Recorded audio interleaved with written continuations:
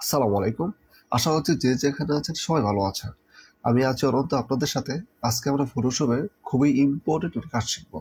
আর সেটি হচ্ছে কালার এক্সের। কালার এক্সের কাজটা খুবই ইম্পর্টেন্ট এই কারণে কোনো একটা ইমেজের কোনো প্রিন্ট যদি কোনো কালার করতে চায় তাহলে একটা সেপারেশন করতে হয় সিলেকশনের মাধ্যমে। তো সেটা করার জন্য কালার এক্সটা খুবই দুর্দান্ত একটি কাজ করে। তো আমরা ফাইলটা ফার্স্টে ওপেন দিচ্ছি। তো এখানে দেখুন, এখানে দুইটা প্রিন্ট রয়েছে, সেটা হচ্ছে একটা হচ্ছে হোয়াইট আর একটা হচ্ছে ব্ল্যাক। তো এখানে যদি আমরা ব্ল্যাকটাকে ব্লু কালার করি তাহলে কিন্তু এটাকে সিলেকশনে পরিণত করতে হবে, আলাদা একটা সেপারেশন একটা সিলেকশন লাগবে। আর এই হোয়াইটটার একটা আলাদা একটা সেপারেশন লাগবে।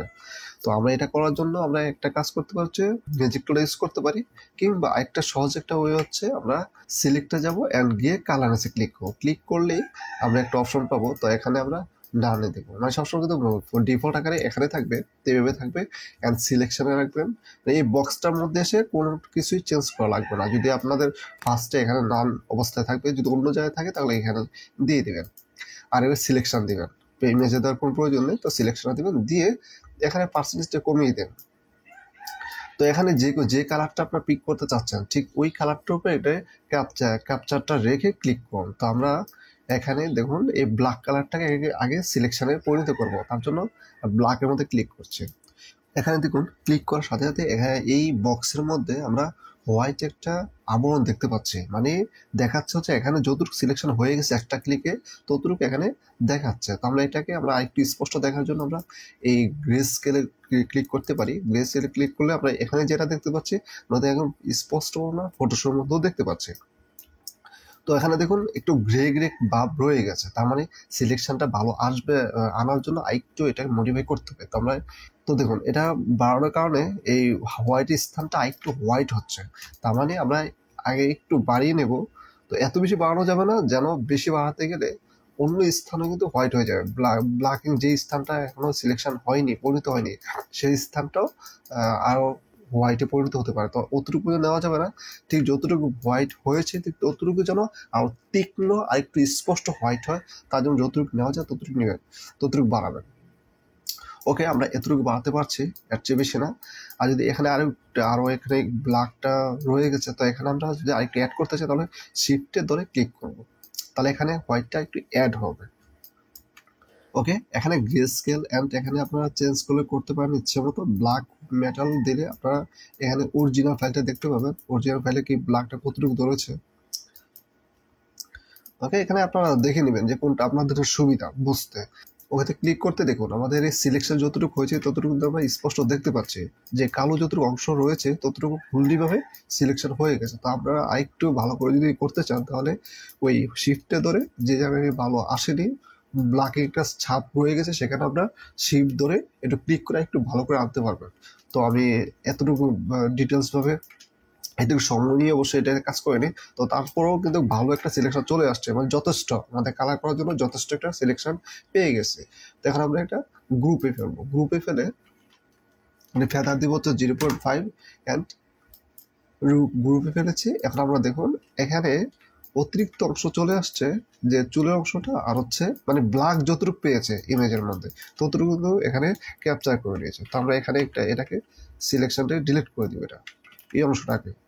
তো লসো টুল দিয়ে একটু সিলেক্ট করে নিচ্ছি, পরে ডিলিট দিয়ে দিচ্ছি। তো আমরা কিন্তু এখানে পরিপূর্ণভাবে আমরা ব্ল্যাক এই অংশটা পেয়ে গেছি। তো আমরা এখন এটাকে কালার করব। কালার করার জন্য এখানে অপশনে যাব, গিয়ে লেভেলটা নিলাম, মানে আমি যেটা নাকি চুজ করি, মানে লেভেল দিয়ে আমি কাজ করি বেশি, কালারটা করি। তো আপনারা যেটা দিয়ে কালার করতে পারেন ভালো সেটা আপনারা চুজ করবেন। ওরও অনেকটাই অপশন রয়েছে কালার করার জন্য। তো আমি এখানে লেভেলটা নিয়েছি। তো এখানে দেখুন ব্লুটা নিলাম, নিয়ে ব্লুটা তো বাড়িয়ে দিচ্ছে। এখন আরজিবিতে যাও, আরজিবিতে গিয়ে এটাকে আরেকটু হার্ড করো কালারটাকে। ব্যাস, আমাদের ব্লু কালারটা হয়ে গেছে, যথেষ্ট। ওকে, আমরা এই সিলেকশনের কাজটা কিন্তু আমরা ম্যাজিক টুলের মাধ্যমে করতে পারি। তো আমরা পূর্বে একটা ভিডিও দিয়েছি, সেটার মধ্যে আমরা সিলেকশনে এই ম্যাজিক টুলের কাজটা দেখিয়েছিলাম। তো এটা দেখার জন্য আপনারা চলে যেতে পারেন আমাদের চ্যানেলে ভিজিট করে প্লে লিস্টে যান। প্লে লিস্টে গিয়ে এখানে ফটোশপ টিউটোরিয়াল, এটার মধ্যে যত শর্টকাট যে বিষয়গুলো আছে এই ভিডিওগুলো পাবেন। তো এখানে ফটোশপ টিউটোরিয়ালের মধ্যে প্রবেশ করুন। প্রবেশ করে দেখুন এখানে এই selection how to use the magic wand tool in Photoshop. তো এটার মধ্যে আমরা ম্যাজিক টুলের মাধ্যমে কি কি করা যায়, ম্যাজিক টুলে কি কি সিলেকশনটা পরিণত করা যায় ফুললিভাবে একটা ডিটেলস আলোচনা করেছি। তো আপনারা যদি এই ভিডিওটা দেখেন ম্যাজিক টুলের মধ্যে কি করা যায় সেটা সম্পূর্ণভাবে বুঝতে পারবেন, শিখতে পারবেন। আর যদি কালারের বিষয়টা, যে কালার কারেকশন করার জন্য যে ভিডিওটা রয়েছে সেটা তো ক্লাসের ভিডিও, ফুল গ্রাফিক্স ডিজাইন ফুল কোর্সের মধ্যে যাবেন, গিয়ে দেখুন এখানে কালারের ব্যাপারে একটা ভিডিও দেওয়া হচ্ছে, colour correction Photoshop, recolour, colour colour change and replacement Photoshop tutorial.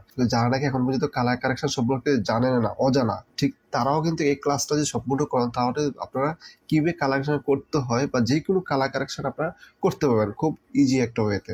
আমরা আবারও ফটোশপে ফিরে যাচ্ছি। এখানে যেহেতু দুইটা স্টেপ রয়েছে কালারের, যেমন একটা ব্ল্যাক কালার আর একটা হচ্ছে হোয়াইট কালার। তো আমরা ব্ল্যাক কালারটা যেহেতু সিলেকশন পরিণত করে ফেলেছি, আর হোয়াইট কালারটা করতে হবে, আর দুইটা কালার যেহেতু সেখানে আমরা ইনভার্স করে ফেলে হোয়াইট কালারটা পেয়ে যাচ্ছি, মানে এটা বিপরীতে এটা পেয়ে যাচ্ছি। তো এর চেয়ে বেশি যদি কালার থাকে অন্য কালার, তাহলে কিন্তু আমরা ঠিক একইভাবে এই স্টেপ মানে সিলেক্টে গিয়ে কালারের মাধ্যমে ঠিক একই রকমভাবে আপনারা কালারটা নিয়ে আসবেন। আর যেহেতু আমরা দুইটা কালার এখানে ইনভার্স করলে হয়ে যাচ্ছে, তো আমরা এমনি করতে পারি বা কালারেন্সের মাধ্যমে করতে পারি। তো আমি ইনভার্সের মাধ্যমে আমরা দেখে দিচ্ছি, যেহেতু আমরা সিলেক্ট মানে কালারেন্সটা বুঝতে পেরেছি, তো আমরা একটা ইনভার্স কিভাবে করে বা আরেকটি শর্টকাটে আরেকটা কালার কিভাবে আনতে হয় সেটা আমরা দেখে নিচ্ছি। তো কন্ট্রোল জে দিয়ে এটা কপি করে নিচ্ছি আর কালারটাকে ফেলে দিচ্ছি, আমাদের সিলেকশনটা পরিণত করবো। তার জন্য কন্ট্রোল আই ক্লিক করছি। তো দেখুন এখানে আই ক্লিক করলে কিন্তু আমরা দেখতে পাচ্ছি যে হোয়াইট যে অংশটা সেটা কিন্তু সিলেকশন হয়ে গেছে। ওকে, তারপরও একটা বিষয় রয়েছে এখানে, যে এখানে বডির যে স্টেপগুলো মানে বডির অংশটুকু কিন্তু চলে আসছে, তার জন্য এটা ক্লিপিং করে নিতে হবে। তো আমরা এটাকে ক্লিপিং করে নিচ্ছি, মানে বডি অংশটুকু যেন বাদ দিতে পারি আর কি, এই কারণে ক্লিপিংটা করে নিচ্ছি।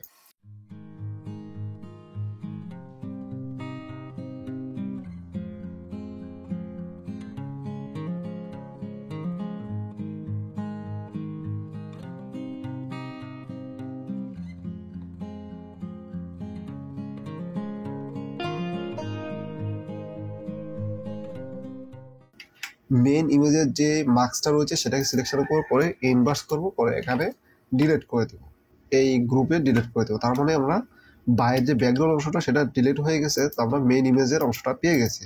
তার মানে যদি এটা ক্লিপিং করেছি, তো ক্লিপিং করেছি এটাকে আমরা রিমুভ করে দেবো বাইরের অংশটা। তার জন্য ইনভার্সটা অন করেছি, ডিলিট করে দিয়েছি। তার মানে হচ্ছে আমাদের এই পোশাকের অংশ বাহিরে যে অংশটুকু রয়েছে সম্পূর্ণ অংশ আমরা রিমুভ করে ফেলেছি, একটুখানি ক্লিপিং করা বাকি ছিল।